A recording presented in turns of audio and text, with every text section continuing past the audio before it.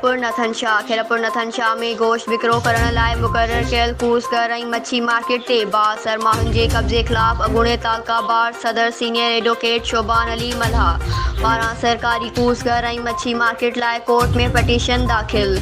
सरकारी कूसगर ऐं मच्छी मार्केट ते कब्ज़े बाबति प्रेस कॉन्फ्रेंस कई। हुन चयो त कोर्ट सॻोरी डिप्टी कमिश्नर दादू, एसी के एन शाह, मुख़्तियार कार के एन शाह ऐं CMO के एन शाह, SHO के एन शाह ऐं चेयरमैन कमेटी के एन शाह खां रिपोर्ट तलब करे वरिती आहे। पटिशन दाख़िल कंदड़ एडवोकेट शोबान मल्हा सिटी प्रेस क्लब ते सहाफ़ियुनि सां ॻाल्हाईंदे चयो त सरकारी कूसगर ऐं मच्छी मार्केट ते सियासी बाअसर माण्हुनि जो कब्ज़ो आहे।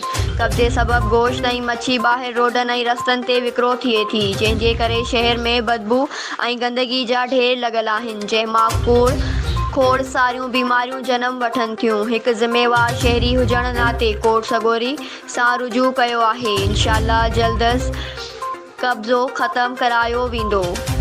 बरकत Ali Chandio, news Sindh express news, Khairpur Nathan Shah.